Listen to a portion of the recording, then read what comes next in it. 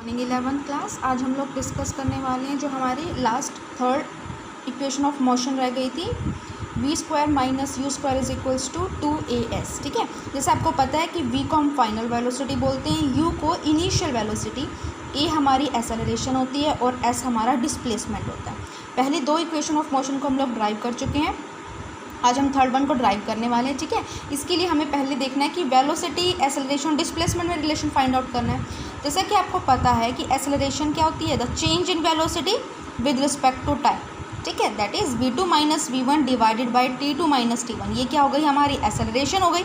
तो यहाँ से हम कह सकते हैं जो टाइम t2 माइनस t1 है वो कितना हो जाएगा, v2 माइनस v1 डिवाइडेड में a। ठीक है, जब हम लास्ट कल सेकेंड इक्वेशन ऑफ मोशन को ड्राइव कर रहे थे जिसमें था s is equals to u t plus half a t square था। ठीक है, इस इक्वेशन में हमने क्या किया था, जब एवरेज वेलोसिटी का फॉर्मूला ड्राइव किया था, एवरेज वेलोसिटी के दो फॉर्मूले निकले थे, एक तो v1 प्लस v2 डिवाइडेड में 2, एक आया था change in position with respect to time.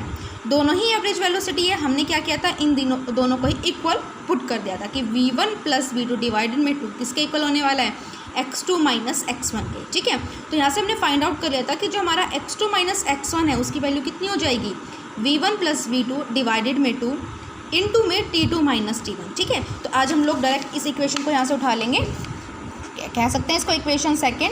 तो हम यहाँ पे क्या कहेंगे, फ्रॉम इक्वेशन सेकंड हमें पता है x2 माइनस x1 कितना है हमारा, v1 प्लस v2 डिवाइडेड में 2 इनटू में क्या है, t2 माइनस t1, यही वैल्यू है हमारे पास। ठीक है, अब t2 माइनस t1 की वैल्यू हमने एक्सेलरेशन से फाइंड आउट किया जस्ट अभी।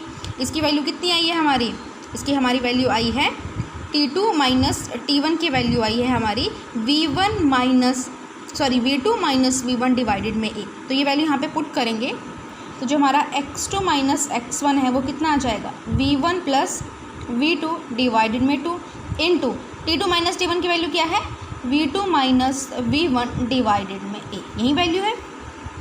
अब x2 माइनस x1, ठीक है, अब इस 2 को और इस a को दोनों को हम लोग कहाँ ले जाएंगे, लेफ्ट हैंड साइड में ले जाएंगे। तो यहाँ पे कितना आ जाएगा 2as। ठीक है, इस वैल्यू को इस साइड लेके तो यहाँ पे क्या बचा, v1 plus v2 and v1 minus v2, यही बचा। अब इसको ऐसे ले सकते हैं a plus b, a minus b. तो क्या होता है फॉर्मूला, a प्लस बी और a माइनस बी का फॉर्मूला क्या होता है, a square minus b square. तो यहाँ पे हम क्या कर देंगे, सॉरी v2 माइनस v1 है ना, यहाँ पे v2 माइनस v1 है, ये देखिए v2 माइनस v1 है। तो हम v1 प्लस v2 लिया और फिर क्या v2 माइनस v1। तो यहाँ पे इस फॉर्मूला को कैसे भी लिख सकते हैं हम लोग कि v2 प्लस v1 और v2 माइनस v1, ऐसे भी लिख सकते हैं इस फॉर्मूले को। तो ये क्या बन जाएगा, a प्लस बी और ये a माइनस बी। तो इस फॉर्मूले को कैसे लिखेंगे, यहाँ तो लिखेंगे 2as is equals to v2 square minus v1 square. ठीक है, ये हमारा फॉर्मूला बन जाएगा। साथ में यहाँ पे क्या है, सॉरी 2a है था ना, सिर्फ 2a x2 माइनस x1।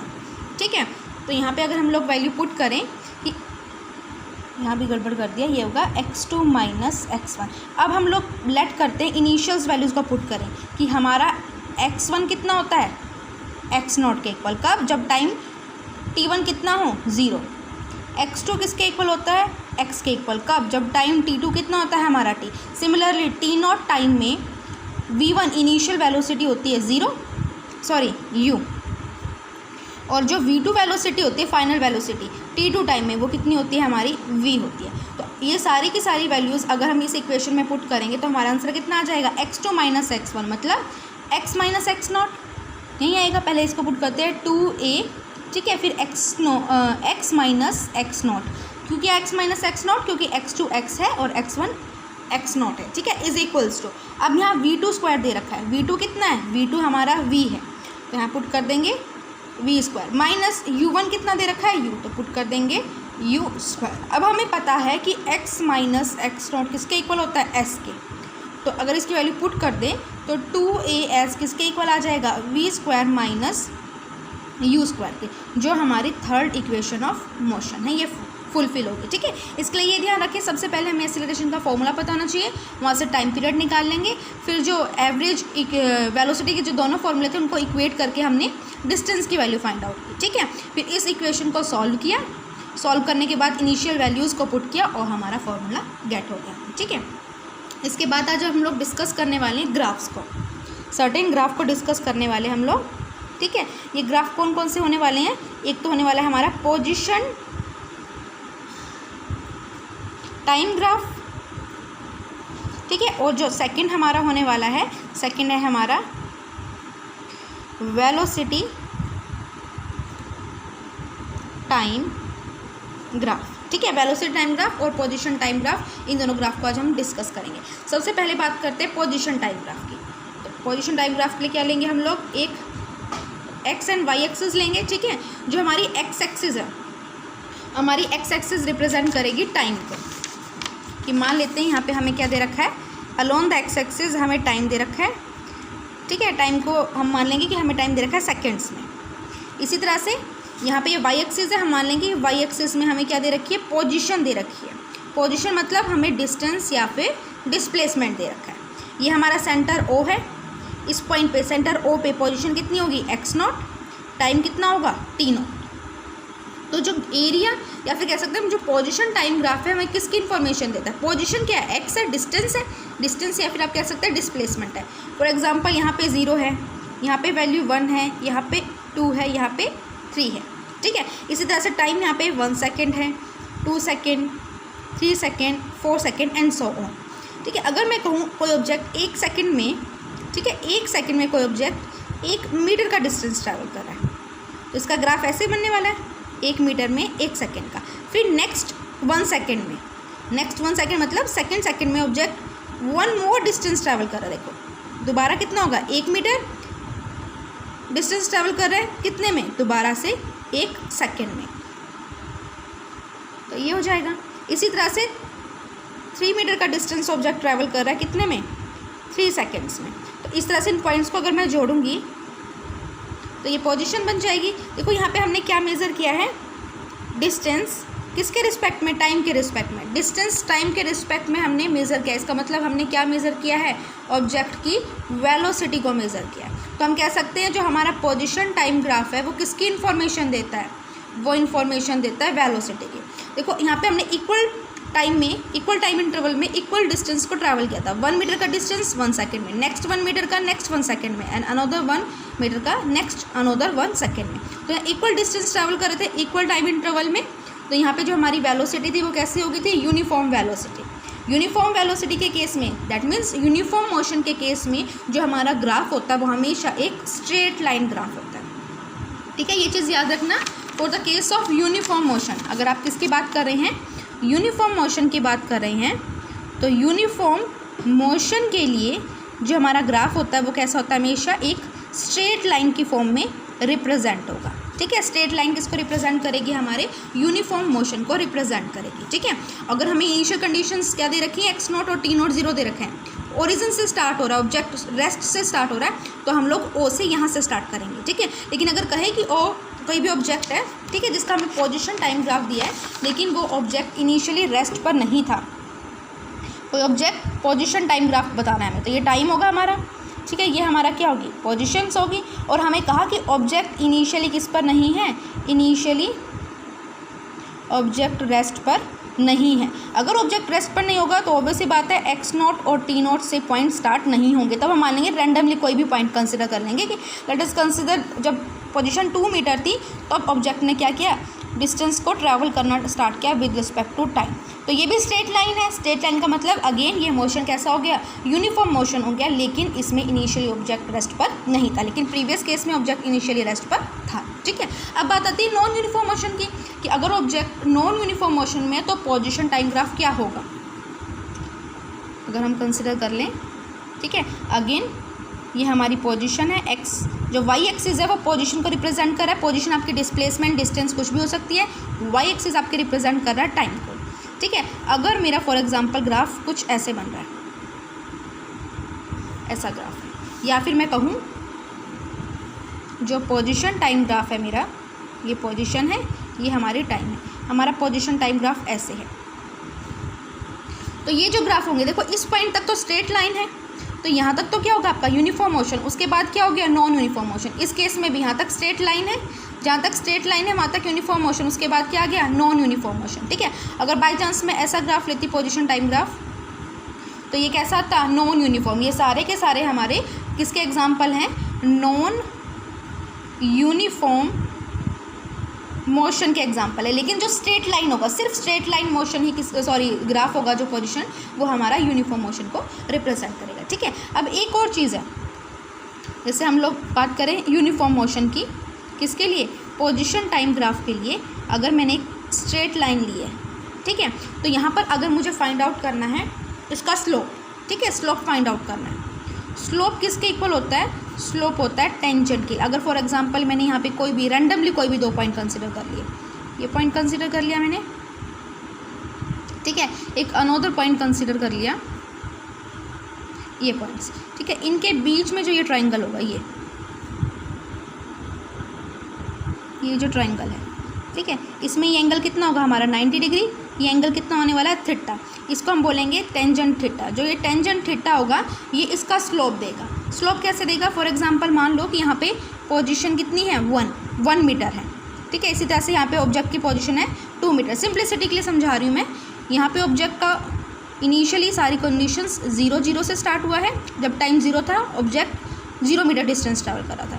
जब टाइम 1 सेकेंड हो गया ऑब्जेक्ट ने 1 मीटर का डिस्टेंस ट्रैवल किया। जब टाइम 2 सेकेंड हो गया ऑब्जेक्ट ने 2 मीटर का डिस्टेंस ट्रैवल किया। तो अगर हमें इसका क्या फाइंड आउट करना है, स्लोप। स्लोप का मतलब हम इसकी वेलोसिटी फाइंड आउट करें। तो स्लोप कैसे फाइंड आउट करेंगे, हम ये पॉइंट कंसिडर करेंगे, पॉइंट ए, कोई भी रैंडमली 2 पॉइंट कंसिडर कर लिए, ये पॉइंट बी, इनके मिड में ये पॉइंट सी हो जाएगा।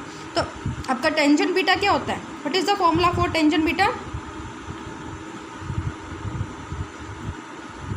परपेंडिकुलर अपॉन में बेस। परपेंडिकुलर कौन सा होगा हमारा, बी एंड सी, बेस कितना होगा हमारा ए सी। अब ये बी एंड सी किसको रिप्रेजेंट कर रहा है, ये रिप्रेजेंट कर रहा है change in position. Change in position मतलब 2 - 1। ये ए सी किसको रिप्रेजेंट कर रहा है, change in time, that means 2 - 1। तो कितना होगा 1 डिवाइडेड में 1 मीटर पर सेकेंड। मीटर पर सेकेंड मतलब ये क्या होगी, हमें ऑब्जेक्ट की वेलोसिटी मिल गई। तो यहाँ से क्या इन्फॉर्मेशन हमने गेट की, जो स्लोप होगा किसका, पोजीशन टाइम ग्राफ का, जो टेंजेंट बीटा के टर्म में होगा वो हमें क्या दे देगा, वेलोसिटी दे देगा।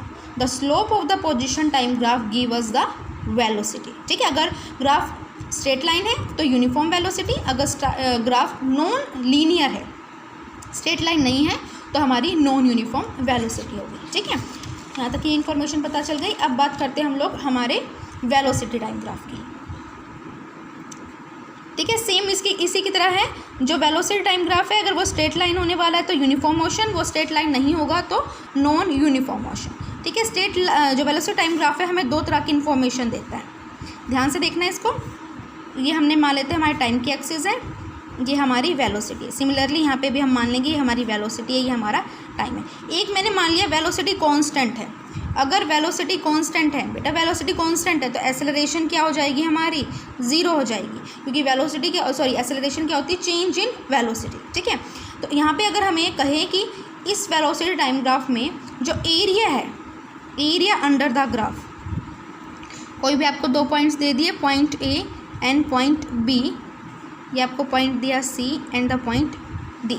ठीक है, तो जो वेलोसिटी टाइम ग्राफ है उसमें अगर हम लोग फाइंड आउट कर रहे हैं area under the graph, area under the graph अगर हम फाइंड आउट करें, ये ध्यान रखना, एरिया अंडर द ग्राफ कब फाइंड आउट करेंगे, जब मे बी हमारी वेलोसिटी कांस्टेंट है। नॉन कांस्टेंट के केस में भी हम लोग फाइंड आउट कर सकते हैं, कोई ज़रूरी नहीं है कि कांस्टेंट ही हो।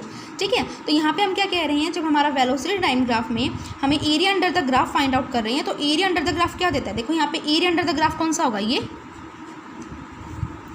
क्या है, A B C D. A B C D क्या है, एक रेक्टेंगल है। अगर मैं यहाँ पे पॉइंट कंसिडर करूँ कि टाइम अगेन 1 सेकेंड है, यहाँ पे टाइम 2 सेकेंड्स है, यहाँ पे वेलोसिटी 0 है, यहाँ पे मान लेते हैं हमारी वेलोसिटी कितनी है, 1 मीटर पर सेकेंड वेलोसिटी है। तो एरिया अंडर द ग्राफ कितना होगा, यही होगा साइड मल्टीप्लाई बाई, अगर रेक्टेंगल है तो क्या होगा, breadth multiply by length. Breadth कितनी हो जाएगी, A C multiply by length कितनी हो जाएगी, सी डी। ब्रेथ कितनी दे रखी है हमें, 1। ठीक है, लेंथ कितनी दे रखी है, 2 - 1 कितना हो जाएगा, 1। तो 1 मीटर यही होगा, क्योंकि ए सी कितना दे रखा है, ए सी का फॉर्मूला क्या है, सॉरी AC हमें मीटर पर सेकंड में दे रखा है, मल्टीप्लाई में DC हमें किस में दे रखा है, सेकंड में। सेकंड से सेकंड कैंसिल, तो हमें कितना मिला, area under the graph 1 metre मिला। ये मीटर किसकी यूनिट होती है, डिस्प्लेस, यहाँ वेलोसिटी की बात कर रहे हैं ना, तो ये मीटर किसकी यूनिट होती है, हमारे डिस्प्लेसमेंट की। तो जो एरिया अंडर द ग्राफ है वो हमें किसकी इन्फॉर्मेशन देगा, डिस्प्लेसमेंट की। ध्यान रखना, एरिया अंडर द ग्राफ हमें देता है, अगर हमने वेलोसिटी टाइम ग्राफ ले रखा है तो वो हमें डिस्प्लेसमेंट की इन्फॉर्मेशन देता है, ठीक है। लेकिन अगर हमने वेलोसिटी टाइम ग्राफ ले रखा है, फॉर एग्जांपल हमारा ऐसा कांस्टेंट यूनिफॉर्म मोशन में वेलोसिटी टाइम ग्राफ है, तो कांस्टेंट मतलब जो चेंज इन वेलोसिटी है वो क्या हर बार सेम आ रहा है। तो जो वेलोसिटी टाइम ग्राफ होता है वो हमें किसकी इन्फॉर्मेशन देता है, वेलोसिटी टाइम ग्राफ हमें इन्फॉर्मेशन देता है एक्सेलरेशन की, ठीक है। Area under the velocity time graph information दे रहा है डिस्प्लेसमेंट की, हमने देखा जैसे अभी कैसे देता है हमें। और जो वेलोसिटी टाइम ग्राफ है, सिर्फ वेलोसिटी टाइम ग्राफ, वो हमें एक्सेलरेशन की भी इन्फॉर्मेशन देता है, ठीक है। जैसे इस केस में हमने कहा कि वेलोसिटी कांस्टेंट थी तो यहाँ पे एक्सेलरेशन 0 हो गई, लेकिन अगर हम area under the graph find out करने चले तो हमें डिस्प्लेसमेंट मिल गया। इसी तरह से यहाँ पे अगर हम लोग एक्सेलरेशन फाइंड आउट करेंगे, एक्सेलरेशन कुछ ना कुछ आएगी, लेकिन अगर हमें area under the graph find out करना तो हम यहाँ पे क्या कर देंगे, ये पॉइंट ड्रॉ कर देंगे, तो ये ट्राइंगल आ जाएगा। तो एरिया अंडर द ट्राइंगल वो क्या हो जाएगा, हमारा वेलोसिटी टाइम ग्राफ का डिस्प्लेसमेंट हो जाएगा, ठीक है। आई होप आप लोगों को अच्छे से समझ में आ गया हो। फिर भी कोई डाउट हो तो आप लोग पूछ सकते हैं। Thank you for watching.